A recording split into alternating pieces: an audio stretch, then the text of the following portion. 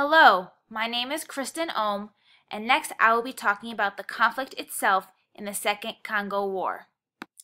This war has come to be known by a few different names, including the Great War of Africa and Africa's World War, since it is considered to be one of the largest wars in modern African history.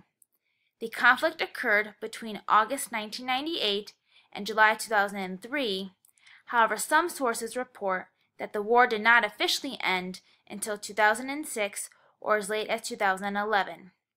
This war is considered to be one of the deadliest conflicts that have occurred worldwide since World War II due to the high death toll, which has been in the millions. While a lot of the fighting has occurred in the eastern part of the Congo, it originally started in the capital of Kinshasa, which is marked by a star on the map to your left. The Democratic Republic of the Congo, which will be referred to as DRC for the rest of this presentation, was not the only party involved in this conflict. In fact, there were between 7 to 8 African nations in total directly involved, along with over 25 armed military groups. However, these nations and groups were part of two opposing sides during the war. The first group was the Congolese government forces, which included the DRC and is marked in purple on the map to your right.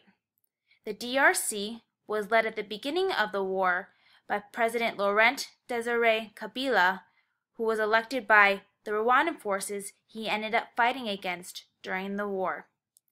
Upon his assassination in January 2001, his son Joseph Kabila took over the presidency of the DRC, who put more efforts towards trying to come to a peace agreement between the two opposing groups. The DRC was supported by 3 African countries to their south, including Angola, Namibia, and Zimbabwe, and are marked in the dark blue on the map, as well as by 3 African countries to their north, including Chad, Sudan, and the Central African Republic, which are marked in medium blue on the map. The second group involved in the conflict was the Rwandan and Ugandan rebels and soldiers, which are marked in orange on the map. This group did not have much support from other African nations besides Burundi, which resulted in them being overpowered once the DRC received assistance from the other surrounding African nations. Countries such as South Africa, Zambia, and Tanzania, which are marked in green on the map, and Libya and Israel, which are marked in light blue on the map, were not directly involved in the conflict, but indirectly provided political and logistical support respectively. Immediately preceding the start of the war, the Congolese government and the Rwandans residing in the DRC were allies, with the Rwandan forces being the main group who elected President Laurent Kabila into office. This allegiance resulted in President Kabila electing many Rwandans into highly regarded government positions. However, due to ongoing ethnic conflicts within the DRC, which led to an increased fear amongst the public of a Rwandan occupation within the DRC. Because of this, President Kabila turned on his former allies and ordered all foreign troops, including the Rwandans, to leave the DRC. To make matters worse, President Kabila also allowed Hutu armies to regroup in the eastern Congo in order to remove all the Rwandan Tutsis from the DRC. This was the same group that was responsible for the 1994 Rwandan genocide. These Hutu militants committed many public lynchings in the DRC's capital of Kinshasa in order to increase the numbers of the DRC's public to be against the Rwandan Tutsis. Despite the Congolese government controlling most of the western and southern portions of the DRC at the start of the war, the additional support they obtained from neighboring African countries, who also wanted to avoid a similar type of invasion from Rwandan and Ugandan rebel forces, allowed the Congolese government to halt these rebel forces for a period of time.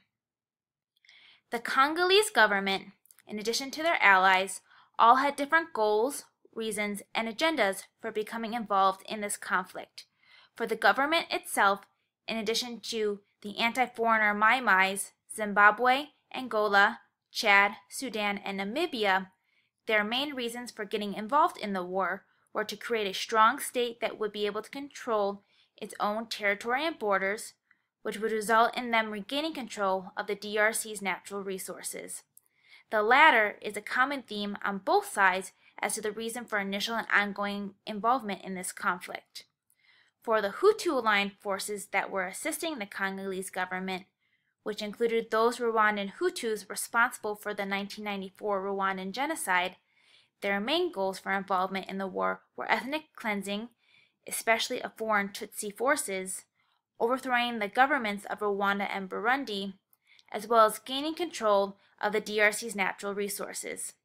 Some additional reasons for involvement were to increase power and prestige in Africa, specifically with Zimbabwe and Chad, to have a democratically elected government in Zimbabwe, money for Libya, or to close their country's borders, which was a goal for the Sudan. In response to President Kabila's orders to leave the DRC, the Rwandan rebel forces, along with their Ugandan and other allies, decided to fight back by refusing to leave the DRC, which resulted in these rebel groups and soldiers fighting against the Congolese government in an effort to overthrow President Kabila after he turned his back on them.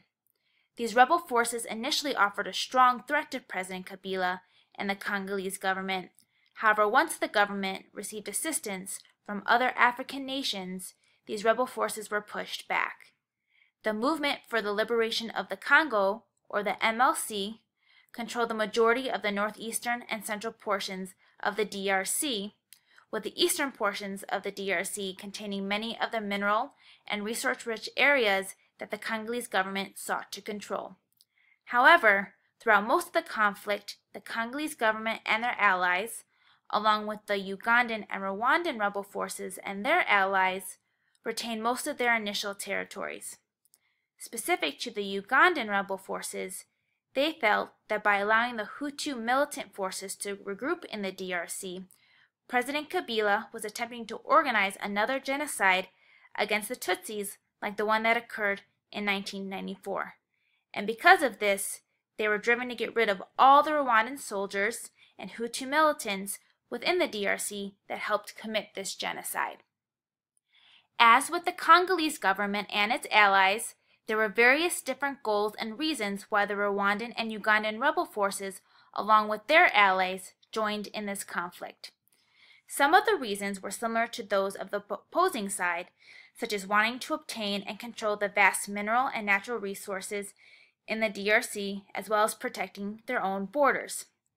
Other reasons included protecting the national security of one's country, as it was with Rwanda and Burundi, a desire to defend the Tutsis in the DRC who survived the genocide that occurred in 1994, and destroying any rebel bases in the DRC that would lead to further opposition to obtaining their goals. While the Congolese government under President Kabila, along with their allies, may have had different end goals for becoming involved in the war, they largely remained a united front throughout the war, whereas the Ugandan and Rwandan rebel forces had their own discord during the war over the DRC's mineral wealth. This resulted in these two forces splitting due to Rwandan rebel forces having concerns with the Ugandan rebel forces becoming too influential and powerful. In the picture on your left, you have gold miners digging an open pit in the northeastern part of the DRC in order to obtain some of the country's vast mineral resources that were the goal of both sides of this conflict. Despite this war having been considered to have ended over a decade ago, fighting continues to occur to this day between the Congolese government and Ugandan rebel forces. The first video clip, which is just over 2 minutes long, is a news clip from the DRC that shows how the opposing sides continue to blame each other for the ongoing attacks in this country.